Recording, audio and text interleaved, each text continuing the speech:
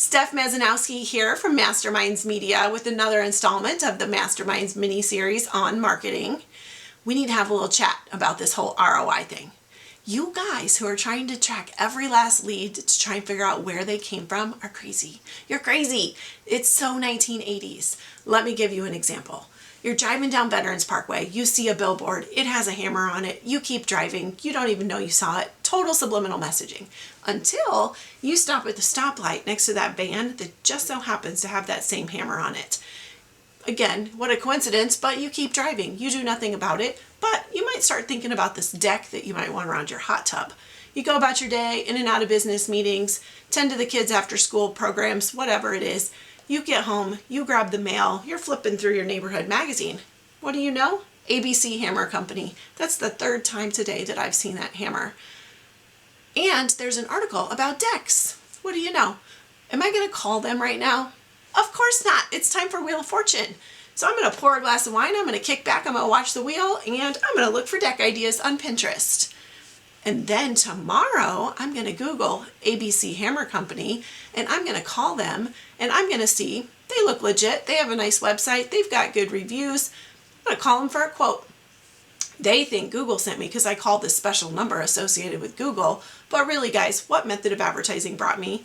All of the above, working in conjunction with each other. It was the same set of eyeballs seeing the same message in multiple places that brought me, right? So might I suggest, if it's so important to you to track where everybody comes from, set up a checklist and have your clients mark everywhere that they saw you, everywhere they remember seeing you. Have them check all the boxes, not just one box, not just the last box, but all of the boxes.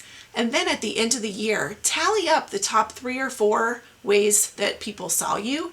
And if only 2 or 3 people saw you on the back of a shopping receipt, chuck that method for next year.